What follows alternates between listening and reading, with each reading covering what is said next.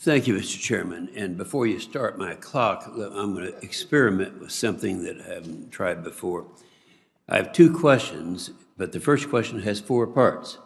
So rather than put Ms. Johnson in a position of having to write down fast, I'm going to ask my staff to hand her the written copy of those four questions, which I will read now.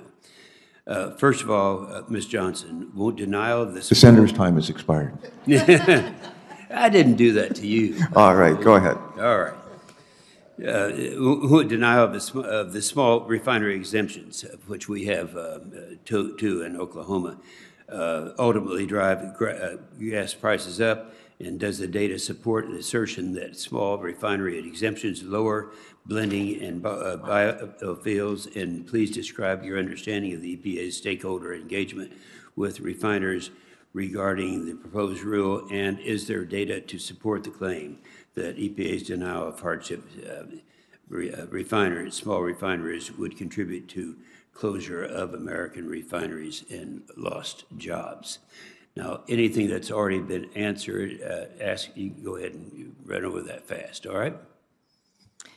Thank you, Senator Inhofe, and thank you for the list of questions. So with respect to your first question of whether denial of small refinery exemptions will drive compliance costs higher and gas prices higher, it is a certainty.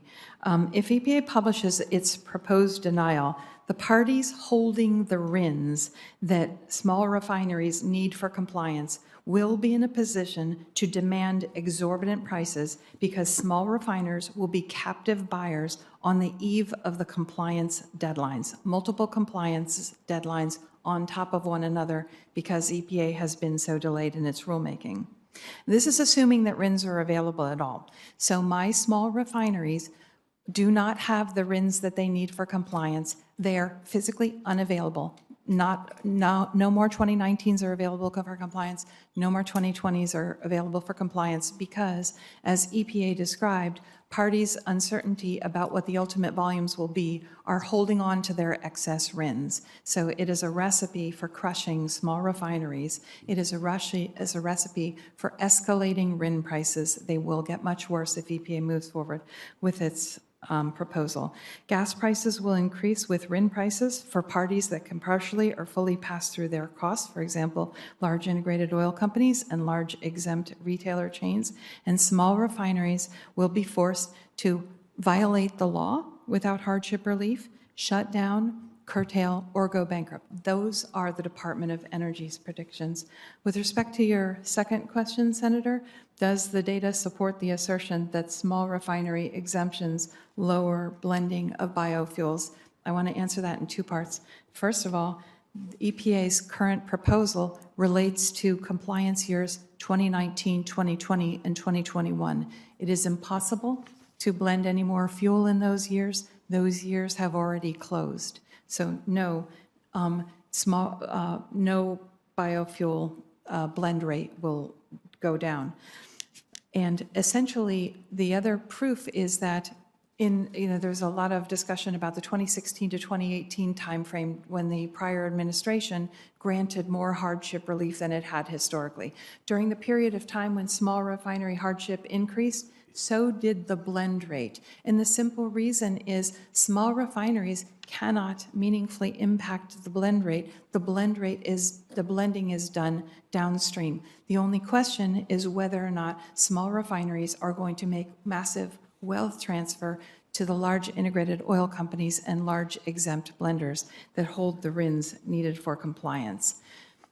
Your third question was to describe stakeholder engagement with refiners regarding the proposed rule. I can say this: small refiners were blindsided by EPA's proposal to retroactively deny all 2019 to 21 petitions years after their statutory deadline to issue their decisions had passed. EPA checked a box.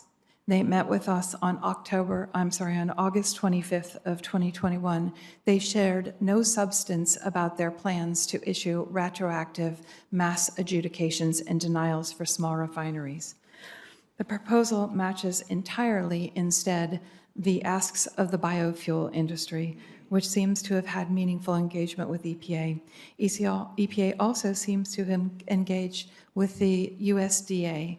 And by the way, Congress decided that the appropriate consultation was with the Department of Energy, not Ag. And the Department of Energy, as I've said, has determined that EPA's plan to deny hardship relief will result in the shutdown and closure of refineries. Your last question, Senator, was whether there is data to support the claim that EPA's denial would contribute to the closure of American refineries and lost jobs. And I won't repeat what I've said previously, but essentially, a number of small refineries do not have the RINs they need for compliance, and if they are denied relief, they will be captive buyers in a market with escalating RIN prices, and EPA has acknowledged that there was a shortcoming in the production of RINs for the 2019 compliance year, and that the RINs that are available in the market are not in the hands of small refineries. So small refineries will necessarily violate the Clean Air Act because they will not have the ability to get the RINs that they need for compliance, which will then force them to decide between spending money on RINs, if they have it, shutting down, and or going into bankruptcy. Senator, I hope I've answered each of your questions. Excellent. And you've done it in just the right amount of time. Gentleman's time is expired. Go ahead. Just briefly. I do have one last Very briefly. thing for Mr. Polaresi, and that is there anything, I know you talked about this and you answered the question and addressed this also, but are there anything about, in terms of the risks associated with an entirely electric fleet that you didn't adequately cover? Yes, right. Just very briefly, if you would, please. Very briefly in response. The Thank you. biggest problem is we are energy independent now.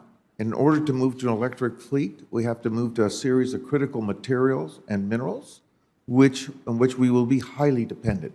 Some of them sourced from countries that are not necessarily friendly to the United States.